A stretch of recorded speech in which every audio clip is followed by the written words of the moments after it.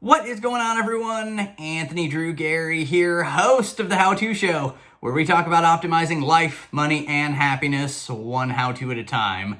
And this week on the show, we are talking about how to invest your health savings account money.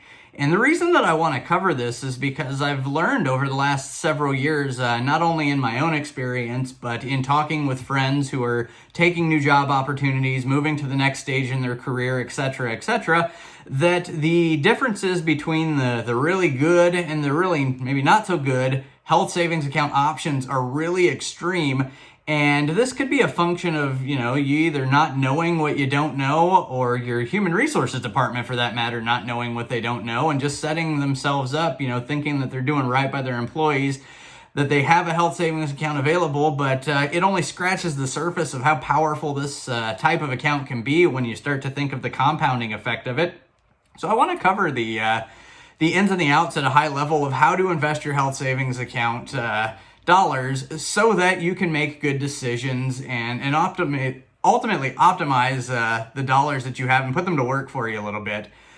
So to take a start at this, the idea came to me to make this video because what would be the case if someone had a high deductible health care plan, which is one of the requirements for having an HSA, is you have to have an HSA eligible high deductible health plan, but you just sent your dollars to it and it sits in an account, and it's much like a checking account at one of the biggest banks in the country, where it earns something like 0.02% interest. And so if you got a couple $1,000s in there over the course of a year, you got a couple $1,000s and 40 cents or something like that. And so ultimately, that's not working for you, but it may be the option that is naturally set up through your employer, that your employer sends these dollars to a health savings account. Either you're contributing them or maybe they're sending some matching dollars your way, but they're ultimately ending up there. And so that's like the low tier, not great solution to having a health savings account.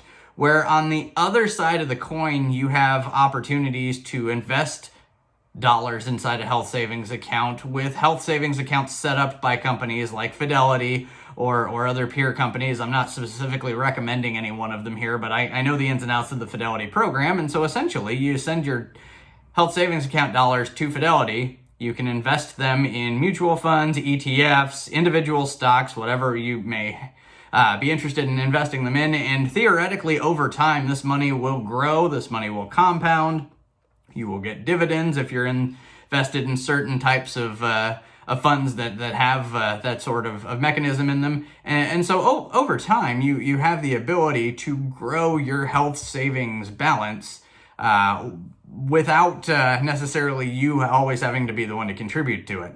And so I want to spend some time thinking about this. There's basically two rules of two flowchart types of situations when we get to these health savings account. And, number one is, do you have to use your employer's preferred account custodian? And so if you do, then we need to look at that. But if you don't, I would recommend that you go and you find yourself one where you can invest right away, get the funds set up to go to that account and then invest them as you see fit.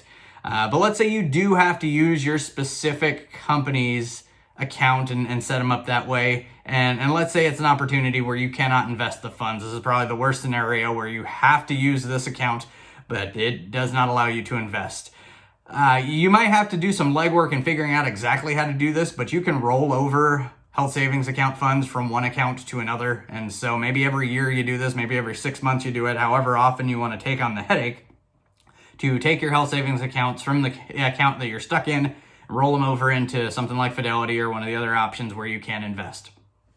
So that's one way to look at this. The other way to look at this is maybe you have a health savings account that is set up and required through your employer that does allow you to invest, but they require you to have some sort of a minimum balance, maybe $2,500 or $5,000. That's not an awful solution, but it could probably be optimized. Again, you may look to roll it over into an account, with a Fidelity or any of the other types that are very similar to that. I believe they let you start it with as much or as little money as you want. And so you can invest as little or as much as you want, while ideally keeping a little bit of cash in that account so that you can pay for incidental expenses, things like that.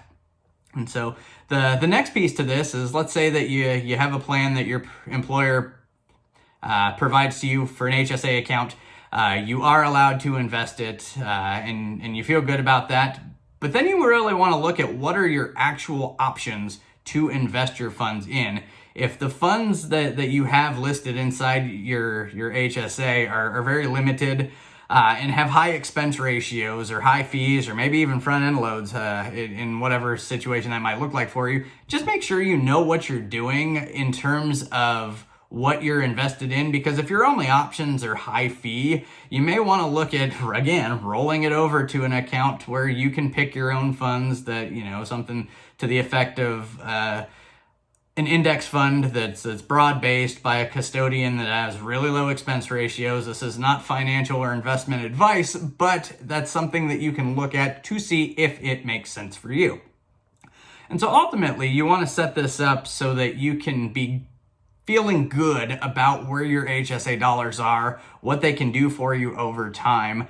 And I just wanted to make this video because it wouldn't surprise me at all if, friends, family, friends of friends, or anybody watching may know someone or may be someone who has a health savings account where they're sending their dollars to it, and that account's not even earning the 4% that money markets or CDs are earning right now, but it's literally earning 0.02% or some minuscule amount that really ends up being pennies on the tens of thousands of dollars over time. So get yourself into a health savings account that makes sense. Talk to a human resources professional to make sure that a high deductible health plan with a health savings account option is the best option for you, because I'm not a medical professional and your circumstance may be different. Maybe a healthcare plan that does not have a high deductible and does not therefore have a health savings account option may not be the best for you. So make sure that you're figuring that part out too.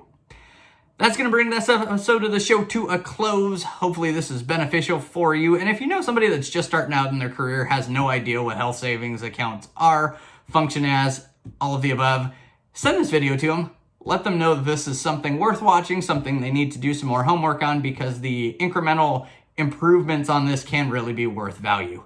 If you've got any feedback or any comments, let me know down below. I interact with all of them as they come in, have fun doing it. And it's also the place where you can tell me if there's an idea that you want me to cover on the show. I will most likely take you up on it. Let me know down in the comments below.